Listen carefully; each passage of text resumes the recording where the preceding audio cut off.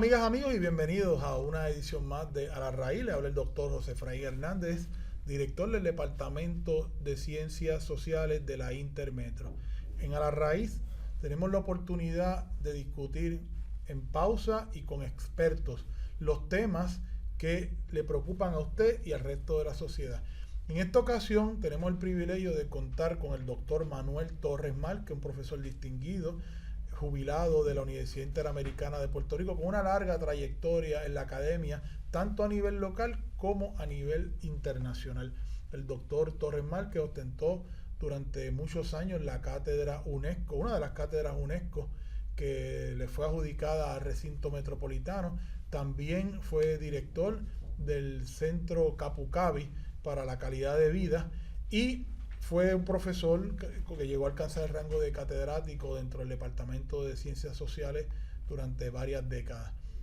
Manuel, buenas tardes. Saludos allá a una audiencia de este programa con un título provocador, y los contenidos según se van presentando las opciones de temario provocadores, ¿no? Lo hemos titulado Apuntes sobre los retos y reflexiones del presente y futuro de las universidades. Vamos a comenzar a hablar de eso, José Efraín, porque es un tema que no se agota, y en este momento de tantas transformaciones y cambios, y particularmente el área de inteligencia artificial, que yo creo que, por ejemplo, cuando hablamos de retos, para de entrada, un apunte tiene que ser que las universidades, tanto públicas y particularmente las públicas, las estatales y las privadas también, que tengan misión y vocación por eso, sean un referente de la investigación y del desarrollo de la inteligencia artificial, pero que sean también un garante del uso escrupuloso de la inteligencia artificial. Sí. Manuel, antes de comenzar la situación actual de las universidades, me gustaría contextualizar un poco, ¿no? En Puerto Rico vino a tener una universidad en el siglo XX, específicamente en 1903, cuando la escuela normal, que fue creada para la formación de maestros, se convierte en lo que es la Universidad de Puerto Rico. Pero fue un sueño de los puertorriqueños contar con su propia universidad desde el siglo XIX. Durante ese siglo, muchos patriotas puertorriqueños trataron de que se fundara en Puerto Rico una universidad. De hecho, la Docta Casa, el Ateneo puertorriqueño, en un momento suplió esa necesidad brindando cursos para formar intelectuales y profesionales, abogados y literatos puertorriqueños, porque eran muy pocas las opciones.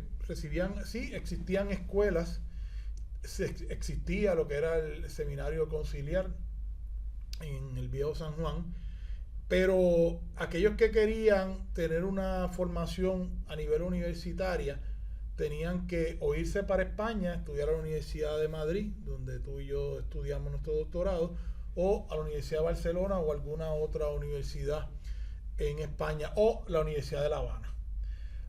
Muy pocos, tal vez, de momento recuerdo el caso de José Celso Barbosa, fueron a los Estados Unidos a realizar estudios a nivel universitario.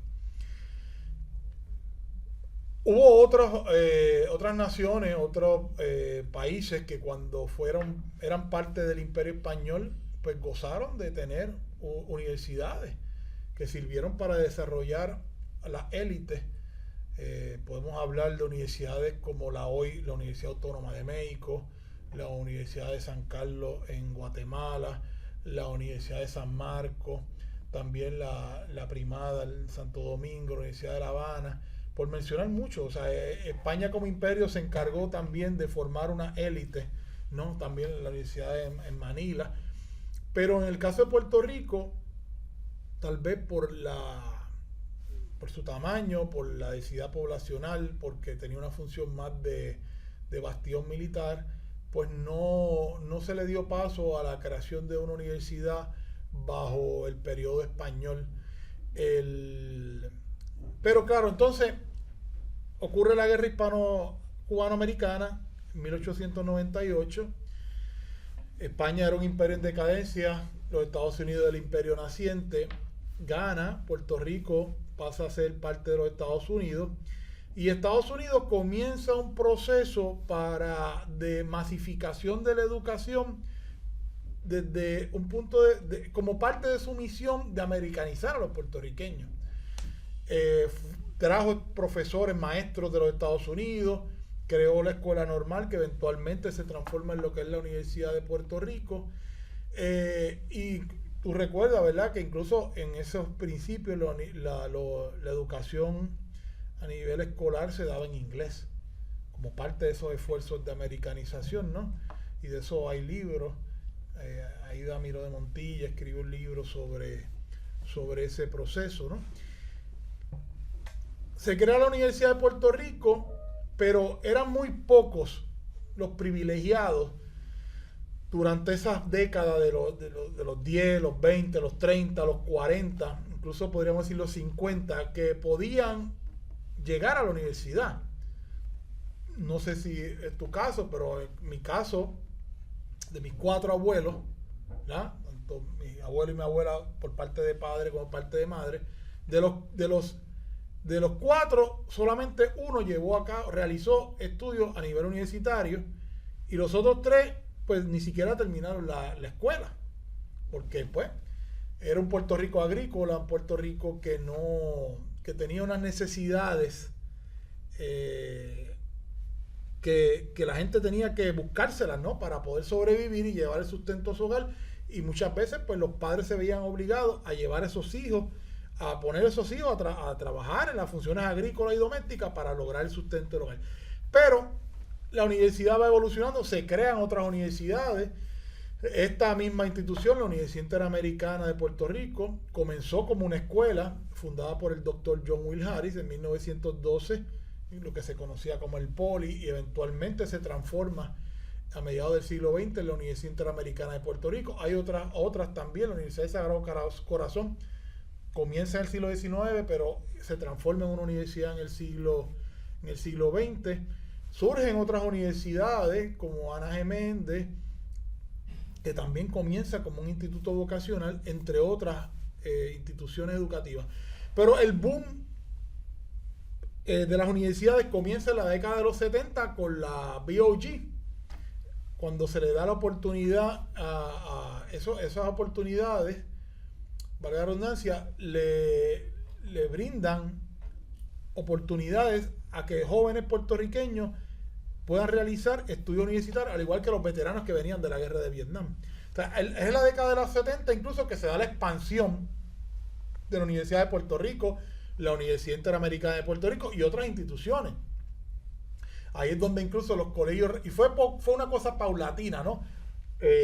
Por ejemplo, en la Universidad Interamericana tenía varias sedes que eventualmente se transforman en recintos. La Universidad de Puerto Rico tenía colegios universitarios que luego se transforman a recintos. Y en el caso del sistema universitario de Ana Geméndez, pues igual tenía ellos le tenían nombre de Universidad del Turá, Universidad del Este y demás. Ahora todo es el sistema universitario de Ana Geméndez, pero que también sacó provecho de ese boom y se expandió. Ahora llegamos al siglo XXI, ya estamos en la década de los 20 del siglo XXI, específicamente en el 2025, y se ha visto un fenómeno, yo podría pautarlo ya a partir de la segunda década del siglo XXI, donde ha habido un estancamiento. Un estancamiento en la cantidad de personas que realizan estudios universitarios a nivel local, que se puede adjudicar a varios factores. A mí me parece que el factor principal podría ser el de la crisis demográfica que se está viviendo, unida a políticas de austeridad, que fíjate que coincide el periodo de la crisis económica en Puerto Rico, que la podemos pautar para el 2006, además de las tragedias climatológicas que hemos sufrido, los huracanes, eso se unen las pandemias y demás, la inmigración masiva que ha habido a los Estados Unidos. O sea, todo ese cóctel podemos decir que ha tenido su influencia en la crisis que puede haber ahora mismo en la educación universitaria. A eso pues también podemos decir que otro factor que influye es la oferta. Una oferta, pues ahora hay incluso colegios, institutos que se han convertido en universidades, ¿no? Así que todos esos factores son los que podemos decir que son los causantes de la situación la situación que está viviendo actualmente la educación superior. Así que ahí te dice, ¿verdad?, un panorama de lo que ha sido la evolución de la no existencia de educación superior, la creación de la universidad en Puerto Rico, una educación universitaria muy limitada a privilegiados y alguno que otro de las estratas clase media, clase baja, que podía llegar y adentrarse a la Universidad de Puerto Rico o a las otras universidades y poder llevar a cabo una educación universitaria, hasta la masificación de la educación universitaria, hasta la situación en la que estamos viviendo ahora mismo. Yo creo que la matriz que singulariza lo que se convierte en el producto de una universidad en Puerto Rico tiene unas singularidades. Si nosotros vamos a ese triángulo cultural, yo creo que la base del humanismo hispánico, con todos los aciertos y desaciertos que trae la colonización, la base afrocaribeña y la base taína, y por otro lado hay personas que se resisten, y a veces me ocurre que cuando yo hablo de una punta del triángulo que tiene que ver en la evolución de nuestra relación con los Estados Unidos de vida colonial, pero también de un intercambio cultural intenso y de una guagua aérea que no se detiene. Y es el enfoque del pragmatismo y de la tecnología norteamericana, ¿no? Entonces, nosotros somos diferentes y a veces no nos damos cuenta de que somos diferentes. Defendemos nuestra condición de hispanoamericanos y la defendemos porque realmente es parte importante de nuestra mancha de plátano, pero el fermento de esa universidad que nace en 1903, y luego la Interamericana, que nace como un proyecto religioso, agrícola y político de ocupación de un espacio cultural y de llevar la fe dentro de lo que es el enfoque de las iglesias tradicionales norteamericanas, es algo que merece analizarse, reconocerse y valorarse dentro de una gran particularidad, ¿no? También la Guerra Civil Española, a pesar de todo lo que significó la transculturación e interferencia lingüística, que tú haces referencia a eso de la imposición del inglés y de la ocupación militar, que realmente Puerto Rico se ocupa con mucha violencia institucional, que la gente dice no mataron, pero hubo una violencia institucional que llegó marcadamente hasta la década del 50, la primera parte de la década del 50, claro, y todavía hoy la vivimos. Pues eso generó y fue perfilando una universidad de la cual nosotros nos debemos de sentir orgullosos. Sí, la Universidad de Puerto Rico, como modelo de universidad estatal, muy amenazada, pero por otro lado la Universidad Interamericana, que es un modelo de universidad privada que llevó a que rompió los esquemas y consiguió la acreditación de las instituciones acreditadoras de Estados Unidos mucho antes que universidades. Middle State, vamos a mencionar lo que fue la primera universidad en Puerto Rico acreditada y en el Caribe por Middle State. Es correcto, pero eso marca mucho en términos de lo que sería el acontecer histórico del desarrollo, la evolución de nuestras universidades públicas y privadas y de cómo asumen su espacio de responsabilidad social, ¿no? En el caso del estatal, dentro del esquema de una convivencia colonial, en el caso de la Universidad Interamericana, pues una matriz religiosa, y como tú bien señalaste, una ocupación del espacio desde el punto de vista de la cultura religiosa, pero también con una contribución interesante, porque toda esa generación que estudió en las primeras décadas de la Interamericana, al día de hoy muchos de ellos o dejaron huella en su legado de la nostalgia de lo que representaba el meter las manos en la tierra, el vivir la experiencia de la agricultura, la experiencia de la autosuficiencia alimentaria, que la fuimos perdiendo, ¿no? Pero yo diría que lo más importante en todo ese proceso, y acercándonos a aterrizar al Puerto Rico de hoy, a mí me pasa que al día de hoy, como profesor emérito de una cátedra regional itinerante de la UNESCO, el programa de becas que se creó y que todavía está vivo en muchos países, nace de que el perfil del egresado de nuestra universidad estatal competitiva y de la universidad privada competitiva, como es el caso, pues sin duda alguna, de la Interamericana, de la Católica, también con su perfil religioso, del Sagrado Corazón, que pasó de ser un college de señoritas, ¿no?, a ser una universidad que hace una gran contribución dentro de su escala, y de hecho tiene una población dominicana en estos momentos de discusión de la aportación y la necesidad de nosotros proteger lo que representa ese sector de nuestra población en términos de su peso en la vida económica, cultural y hasta política de Puerto Rico. Pues yo te diría que nosotros tenemos que reconocer primero que somos diferentes, porque ese programa de becas que por 21 años yo coordiné en los diferentes países de la cátedra, estaba alimentado de recursos de ejecutivos puertorriqueños, hombres y mujeres, que habían salido de la universidad estatal nuestra, muy competitiva y muy reconocida aún al día de hoy, con todo lo que han tratado de mermar su presencia y de arrinconarla, y de las universidades privadas competitivas nuestras. Y digo competitivas porque Puerto Rico también ha tenido mucha universidad y muchos colegios que son de marquesina y se anuncian como universidades, ¿no? Claro.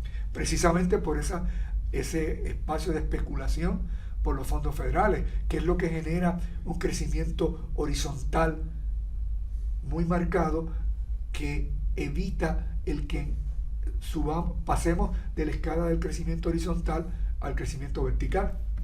La Universidad Estatal sí lo logra, la Universidad Interamericana sí lo logra dentro de su escala, la Católica lo logra también, pero hay un montón de universidades, y recientemente universidades que siguen entrando y pescando en el río revuelto de un espacio territorial pequeño, pero de un mercado interesante, que no ha logrado despuntar en la medida que podría despuntar, porque por la condición colonial, tú recordarás, yo fui embajador académico para Iberoamérica bajo el programa Campus Puerto Rico, ¿no? Del secretario de Estado Bernier.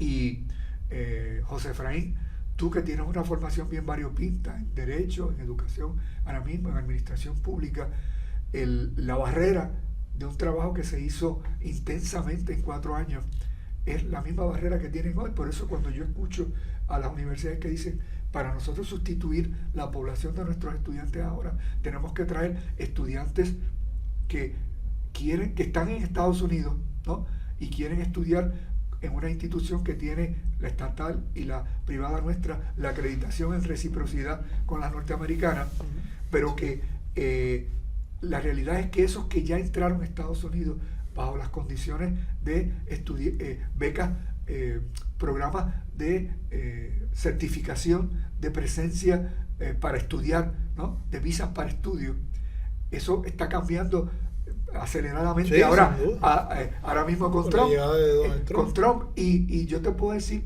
que en esas gestiones que se hicieron, y yo felicito a David Bernier por la visión que tuvo, constituimos un equipo, pero la realidad es que todos los días nos dábamos contra el muro de que la Secretaría de Estado de Estados Unidos quería evitar, no lo decía así, pero quería evitar que esas visas de estudiantes se convirtieran en un aumento, en el incremento del % de la gente que entra a Estados Unidos, porque el negocio de las universidades en Estados Unidos nosotros lo copiamos, porque las instituciones privadas de Estados Unidos son un negocio, aportan un capital a la economía norteamericana, lo que se llaman I believe, las más competitivas, ¿no? Ahí estudian, esa es la ambición de mucha gente alrededor del mundo, y el despunte económico y cultural que han tenido para ser competitivos en un mundo cada vez más pequeño, de esta aldea global, ¿no? Es la ambición de los chinos que sus hijos estudien en universidades norteamericanas, europeas, de la India, todo esto. O sea, todos estos países que han tenido un despunte económico han sido parte de ser clientes del negocio de la educación superior privada de Estados Unidos, no del estatal, de la privada, ¿no? Y de pagar, hay familias chinas que pagan, o sea, que están ahorrando toda la vida para que su hijo estudie en Yale, o su hijo estudie en Stanford, o su hijo estudie en las más competitivas. Pero aterrizando en este tema, que es una sombrilla abierta, yo creo que el replantearse lo que debe ser la misión y visión de las universidades en el 2025 es totalmente diferente, ¿no? Y es un 2025 donde una serie de lo que eran en un momento amenazas, pues hoy día se están cumpliendo. O sea, la llegada del presidente Donald Trump significa un reto para las universidades. Primero está el temor que tienen estudiantes internacionales de ahora ir a estudiar a los Estados Unidos, y de los que están ya, por el temor de ser deportados, que se le cancelen las visas de estudiantes. También el desmantelamiento del Departamento de Educación de los Estados Unidos, algo que podría ocurrir en los próximos días, porque era algo que ya él es una promesa de campaña, ¿no? Porque también eso va de la mano de una campaña para desprestigiar lo que son los estudios universitarios, de hacerle creer a la gente que los estudios universitarios no son importantes, que los profesores son enemigos de la sociedad, que habrá alguno que otro, pero que lo que van es a adoctrinar, etcétera. E incluso las agencias acreditadoras. En el proyecto 2025, que aunque Donald Trump negó que fuera parte de su plan de gobierno, existía todo un cuestionamiento incluso de las agencias acreditadoras, que son a las que el Departamento de Educación Federal les delega el poder para acreditar las universidades, y que luego son las que le permiten a sus estudiantes poder recibir becas, la beca Pell, y préstamos federales para poder realizar estudios a nivel graduado. Si todo eso se elimina, si se elimina el Departamento de Educación, si se elimina la acreditadora, pues va a ser mucho más difícil poder realizar estudios universitarios, lo que podría entonces regresar, y por eso fue que yo comencé este programa, traté, ¿no? Porque en muy poco tiempo, de escribirle a los que nos ven cómo fue evolucionando la educación universitaria. Pues uno no tiene que ser muy genio para poder pronosticar de que si todas estas amenazas finalmente se vuelven una realidad, la educación universitaria regrese a ser un privilegio de unos pocos que la puedan pagar, ya sea porque tienen unos padres que le pueden dar el dinero, o que tengan que entonces trabajar y hacerlo de una manera sumamente difícil. Y eso, pues, es que yo lo veo todo como una campaña, ¿no? Lo es. Porque tú ves, por ejemplo, hoy día en las redes sociales, esto ahora que le llaman los youtubers, los influencers, muchos de ellos cuestionando la educación universitaria, por qué hay que estar tantos años, por qué hay que ir a la universidad. Cuando la educación a nivel universitario no es tan solo para obtener un buen trabajo, una buena remuneración, sino es para brindarle a ese ser humano una formación cabal que lo haga un mejor ciudadano. Yo me atrevo a decir, José Efraín, que siendo Estados Unidos una capital del negocio de la educación privada, ¿no? Y habiendo marcado el que las cosas se miden por el ranking y que se miden por el credencialismo, hay muchos sectores de la población que ha respaldado a Trump, le va a decir, no, hasta aquí llego. O sea, tú no puedes, porque las universidades, si se convirtieran exclusivamente en instituciones de élite de las clases que económicamente, y eso ya se ha discutido mucho en Estados Unidos, y fue materia en la última década de investigaciones, o sea, cómo gente con recursos pagaban la entrada de sus hijos a las universidades competitivas, ¿no? Y fíjate a través de aportar al fondo total de la universidad. Yo pongo $500,000, yo pongo 6 millones, yo dono para el edificio tal, y entran todos mis nietos y entra todo el mundo. O sea, es una forma del capitalismo entrar al campo de la educación superior y mantener siempre el clasismo y cerrar, abrir por un lado con becas o ayudas la puerta que ahora se cierra con el tema de que no se quiere equidad, no se quiere igualdad. O sea, no hay los incentivos para que estudiantes que no tienen los recursos estudien, no los va a haber. Y fíjate que por eso que tú dices, me viene a la memoria también a John Dewey, que planteaba que la educación era esencial para la democracia.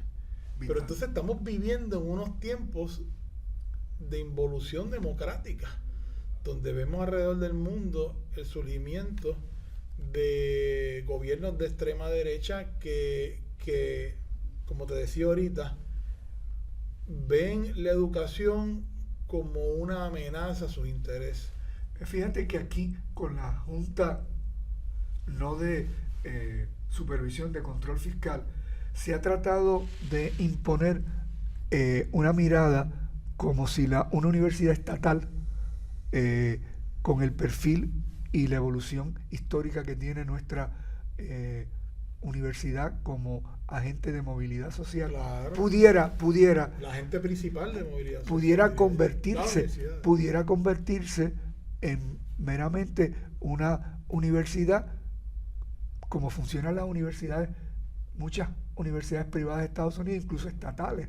La crisis que vivió Michigan, por ejemplo, cuando la universidad dijo, no, a nosotros la legislatura no nos va a imponer cómo es nuestra universidad, porque los que sabemos de esto somos nosotros, los legisladores no saben de esto, ¿no? Porque es la realidad, ¿no? Claro. Y si vamos a medir el nivel cultural y de competencia y de formación que tienen muchos de nuestros legisladores, eso es penoso en Estados Unidos y en Puerto Rico. Pero voy al credencialismo y alguien en un discurso le escribió, yo no soy simpatizante de Ronald Reagan, pero en un discurso sobre la educación superior en Estados Unidos, en una universidad, Ronald Reagan, con esa capacidad que tenía como actor, dice, ¿quién acredita a la agencia acreditadora?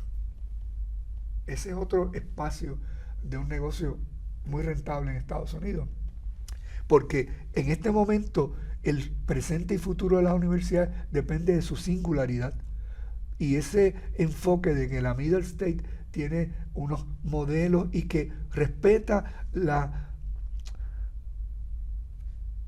creatividad de una universidad para ser diferente y defenderlo, pero la Middle State también viene con un librito de que esto se hace así, se cocina así y se hace de esta manera, ¿no? Porque se trata de un modelo que sea lo más parecido, lo más homogéneo, porque es un negocio y no pueden tener 20 formas de hacer el guiso, ¿no? Ellos quieren algo que sí, sea singular, pero nosotros decimos que este es el perfil de la universidad del cierre de la tercera década del siglo XXI. Y es una imposición, realmente, porque es una imposición. Y nosotros aquí es toda una cultura que gira alrededor de eso y se recibe la agencia acreditadora y los rectores y los comités de trabajo de acreditación y reacreditación están muy pendientes de agasajarlos, ¿no? Es toda una cuestión de diplomacia, claro.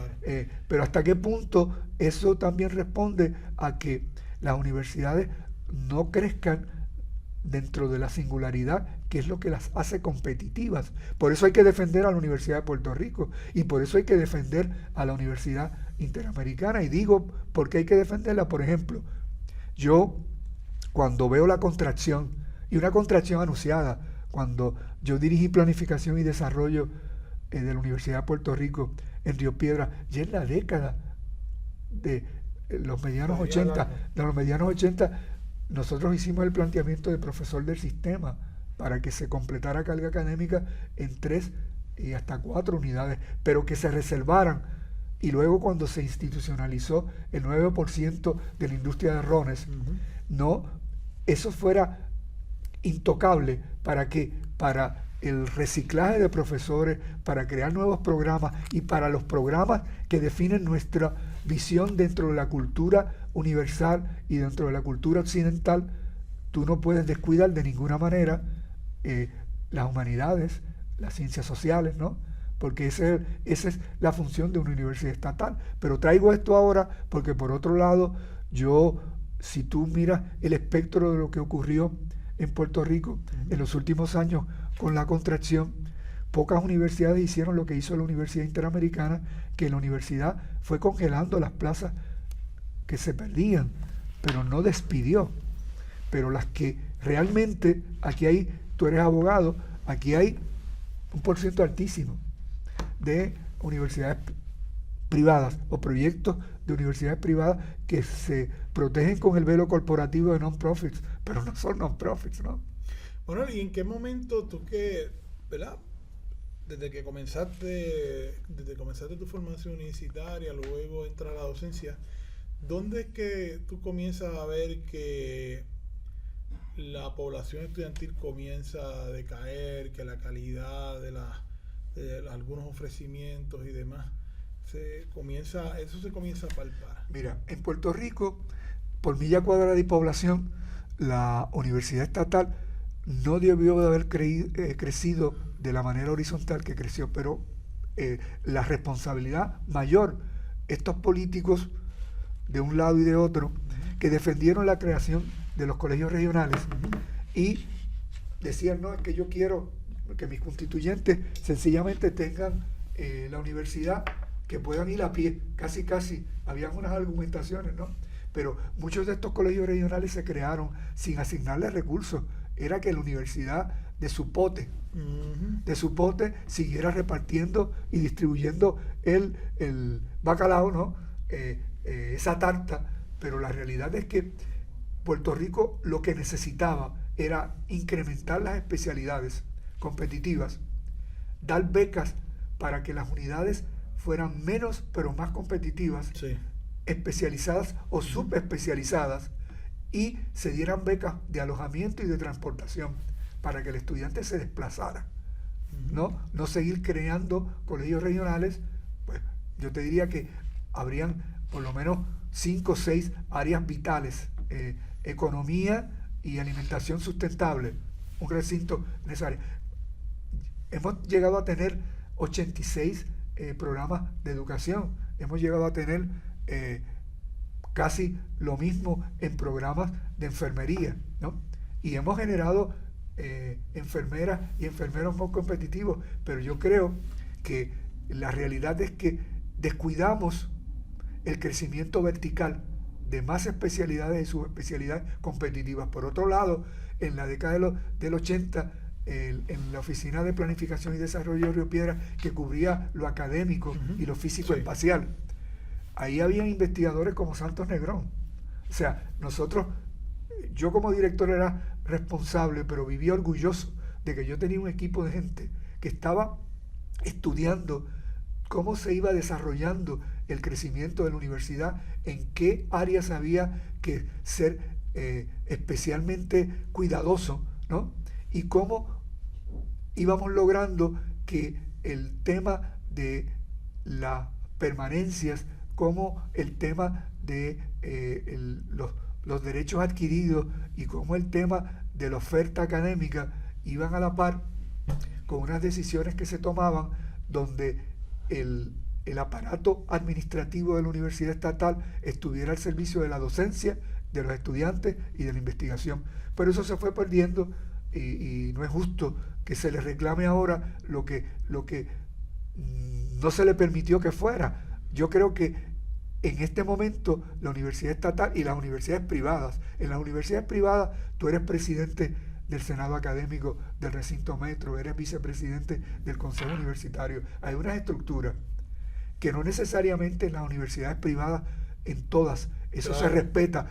En algunas aparece como un esquema de participación, un esquema de compartir espacios decisionales, pero no necesariamente finalmente las juntas de síndicos o las juntas de gobierno permiten que esos estamentos de participación. Hay algunas que han tenido representantes de facultad en su junta y eso se eliminó, que es una involución. En la propia Universidad Interamericana lo hubo. O sea que yo pienso que tiene que haber participación de las comunidades universitarias, tanto en las públicas como en las privadas, y eso las enriquece. Al contrario, ¿cómo tú puedes temer de que una representación de claustro de 1 o 2 profesores en una junta de síndicos, juntas de gobierno de la Católica, de la Interamericana, del Sagrado Corazón, que tengan voz y voto, no que sean como el comisionado residente nuestro en Washington, no, que puedan desequilibrar la toma de decisiones y que haya representantes a nivel subgraduado y graduado de los estudiantes con voz y voto en una junta de gobierno de una universidad? ¿Por qué? ¿Por qué no? ¿Por qué no? ¿A qué se le teme? ¿Por qué no nos damos la oportunidad de que la selección del liderato académico sea cada vez más riguroso en términos de no solamente de su formación, sino de su experiencia? Porque si le vamos a exigir que la judicatura se desarrolle como una experiencia de carrera, pues no podemos de ninguna manera traer a dirigir un recinto o traer a dirigir un espacio académico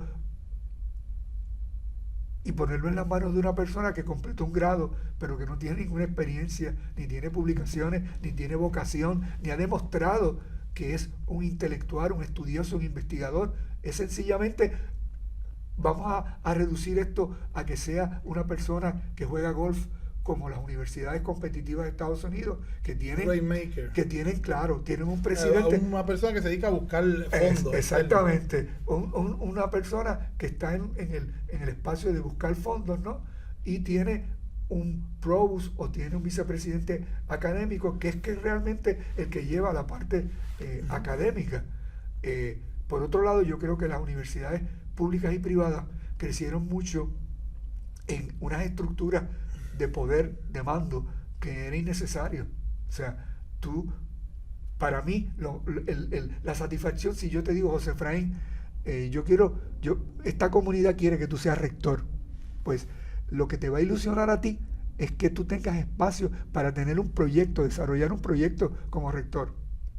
Pero si no se te permite en la universidad estatal porque está politizada y el presidente de la Universidad de Puerto Rico tiene que ser un miembro más del gabinete, porque es un miembro más del gabinete, ¿no? Lo imponen.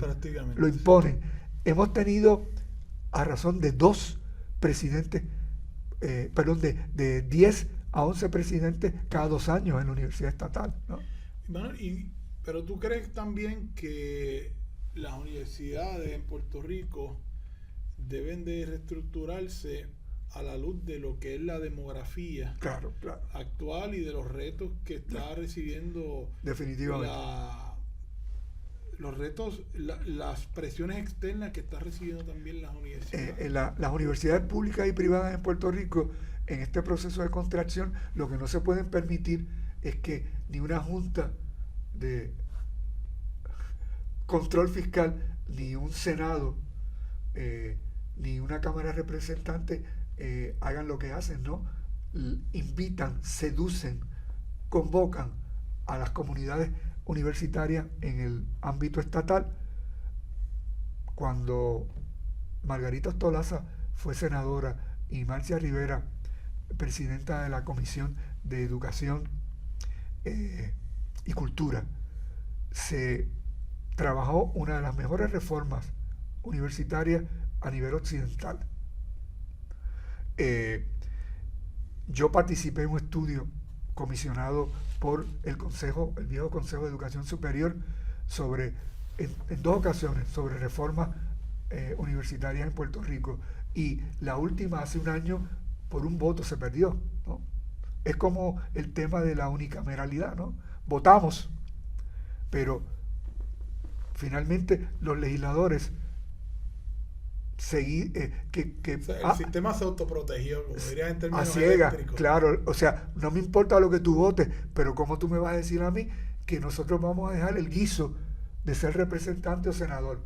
Vamos a permitir con los años que nos quiten los carros, ¿no? Pero entonces dame más presupuesto en la comisión, pero Puerto Rico no tiene que tener un sistema bicameral, no lo tiene, un sistema unicameral como el de Nebraska, sin ningún problema, compatible con eso de que tiene que ser bicameral porque Estados Unidos es bicameral.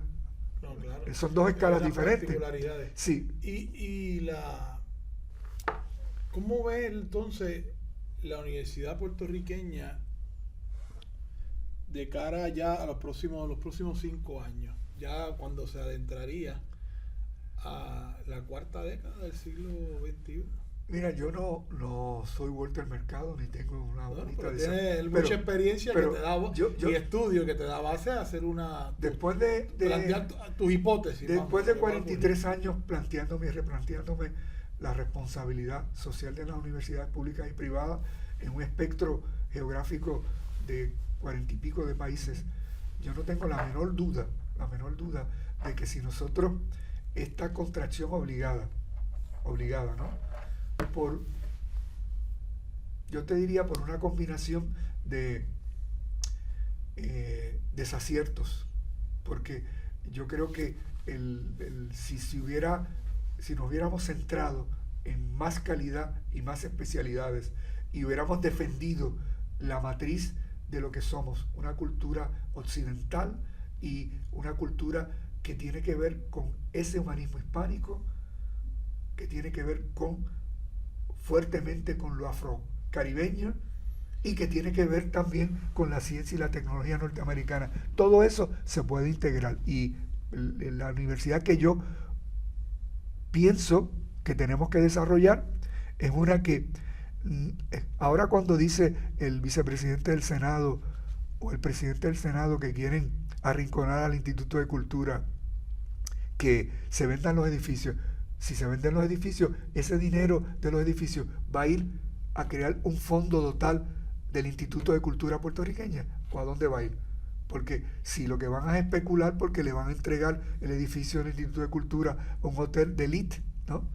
Por 30 o por 40 años, pues no estamos ganando nada. Y si ese dinero se deposita en el Fondo General, no estamos ganando nada. Yo lo que digo es que nosotros necesitamos la universidad estatal, que va a tener que, si se pone en las manos de un equipo de trabajo de la Escuela de Administración Pública, de la que tú eres fruto, y yo estudié también en esa escuela, no completé grado, pero fue parte de mi formación, el Departamento de Economía. O sea, nosotros tenemos en la Universidad Estatal personas extraordinariamente preparadas y que tienen oficinas de consultoría muy productivas, ¿no? Y muy competitivas, y decirle, bueno, ha llegado el momento de que tenemos que concentrar las especialidades, no eliminarlas. Primero que el presidente saliente o renunciante, o como le quieras decir, yo digo, ¿cómo se puede sentir una persona? Y yo creo que finalmente eso fue lo que lo llevó a renunciar. Él viene del mundo de las humanidades. O sea, a mí me cortan las manos. Pero si a mí me dicen que elimine un programa de ciencias sociales, siendo rector, yo le digo, aquí usted tiene mi cargo. Claro. Pero yo no lo voy a hacer. En su carta de renuncia debe haber que parece que se avecinan tiempos peores de los que ya se han vivido. Porque realmente dentro de la Junta, y yo lo viví en su momento, el que la Universidad de Puerto Rico se dirige desde la fortaleza, la cúpula, o sea, los rectores principales, los que finalmente en muchas ocasiones se doblegan, ¿no? O renuncian, porque ya la vergüenza es demasiado indignante para su propia conciencia, ¿no? Yo no me puedo quedar aquí para que me utilicen de monigote y me utilicen de gerente, perdonando a los gerentes de Burger King que le dicen tantas onzas de tomate, tantas onzas de cebolla. O sea, no, un rector es un líder. Es una autoridad, ¿no? Es un líder. Tiene que crear un proyecto, hay que darle espacio. Y en las universidades cada estatales... universidad tiene su rol, o sea, la universidad del Estado tiene su rol, la universidad privada, que a mí me parece que juega un papel fundamental en la formación del puertorriqueño y que le brinda oportunidades. Yo tengo que decir así, la universidad privada en gran medida ha pasado a ser la universidad de la clase media y la clase pobre, la que le permite a esos estudiantes una movilidad social. No que la universidad del Estado no lo haga también, pero cada una cumple su rol en la sociedad y ha formado puertorriqueños y puertorriqueñas y ciudadanos del mundo entero que han logrado desempeñar sus carreras con gran prestigio y ser gente muy valiosa para la sociedad. El producto de nuestra universidad estatal y el producto de las universidades, y hago hincapié en eso, interamericana, o sea, las universidades privadas competitivas, ¿no? Claro. Porque no se trata... una misión. Yo participé en la evaluación en Ecuador cuando el presidente de Ecuador atacó el tema de las universidades de Marquesina, ¿no? Y se creó todo un equipo, claro, multidisciplinario para evitar esa expansión que se dio y que se sigue dando en muchos países. Incluso tú como director del Departamento de Ciencias Sociales, mi formación de bachillerato es en Ciencias Políticas, y una de las cosas, y te va a sorprender lo que voy a decir ahora, que muchas de las revoluciones de derecha y de izquierda atentan contra las universidades estatales, claro, sin darse cuenta que ese patrimonio, la Universidad Central de Venezuela, mi hermano, ¿cuánto hubiera contribuido a su plenitud la Universidad Central de Barcelona si el chavismo de Venezuela, de Venezuela le hubiera dado más espacio a mucho del sedimento que se había creado en la Universidad Central de Venezuela? O sea que tanto la derecha o la izquierda a veces utilizan las universidades como instrumentos ¿para qué? Para controlar lo que quieren hacer y cómo lo quieren hacer. Denle espacio. Yo cuando miro el ejemplo de Uruguay, o sea, nosotros trajimos aquí al presidente del Frente Amplio y el teatro, la gente se guindaba de las esquinas porque no cabía nadie. Y Jorge Brobeto, fue seleccionado 3 veces rector de la Universidad de Uruguay con el 95% de los votos de la comunidad universitaria. Químico, científico, investigador. Y después, cuando se crea el Frente Amplio, es seleccionado en su segundo término para presidir el Frente Amplio, porque el pueblo uruguayo entendía que la pulcritud, la inteligencia, el equilibrio que él le había dado a la universidad, él era el mejor para timonear la dirección del Frente Amplio. No es una contradicción, no es como ocurre aquí, que hoy día es legislador y mañana es rector, hoy día es rector y mañana es secretario de Estado. O sea que aquí hay un cruce porque no se respeta el desarrollar carrera judicial, en la medicina, en todo, siempre se va a imponer el partidismo depredador que impide el que las personas digan. Yo estoy seguro que muchos de los problemas que ha tenido la gobernadora para completar su nombramiento es gente que quiso acompañarla. Yo te diría una razonable huella de un esfuerzo para mantener con dignidad, porque también las personas que creemos en nuestra cultura, en nuestro patrimonio humano, natural y cultural, uno no se queda por el sueldo. Yo estoy seguro que él no se quedó por el sueldo. Él se quedó porque si yo desocupo esta silla, Dios sabe lo que va a ocurrir aquí, ¿no? Y entonces lo quieren en el Senado para él humillarlo porque tiene una... ¿Cómo le van a exigir a una persona que le quitan el 90% del presupuesto que tenga todos los museos abiertos, que tenga, no? A reconocer lo que hizo y el trabajo que ha hecho con la diáspora, ¿no? O sea que hay unos grandes desequilibrios, y hasta que la educación superior en Puerto Rico, tanto en el sector público como en el privado, porque las universidades privadas de Puerto Rico están muy afectadas también por la politización. No hay que entrar en detalles. Bueno, pues para nosotros fue un placer estar esta tarde con el doctor Manuel Torres Márquez reflexionando sobre el estado actual de la educación superior en Puerto Rico y de cuáles son las oportunidades de seguir sirviéndole a la sociedad, porque a pesar de los ataques que ha sufrido la educación universitaria, ataques internos, ataques externos, todavía sigue siendo un factor fundamental en la formación del ser humano, tanto para lograr esa movilidad social de la que tú nos hablabas, sino también para crear un ciudadano con pensamiento crítico y con la sensibilidad que le da la formación universitaria, para ser un ciudadano de bien, ¿no? Que no ser un mero habitante en un país, un territorio, sino que sea un ciudadano. El ser un ciudadano conlleva unas responsabilidades, ¿no? Que me parece a mí que la formación universitaria ayuda a concientizarlo, ¿no? Y cuál es su rol en la sociedad. Así que, nada, extendemos la invitación para que estés nuevamente con nosotros. José Efraín, no hay un lugar en el mundo como las universidades, con sus fortalezas y debilidades, para enfrentar, por ejemplo, el shock que estamos viviendo de simultáneamente quebrar todo lo que ha sido, lo que hemos logrado en derechos, en igualdad, en protección del medio ambiente, en equidad.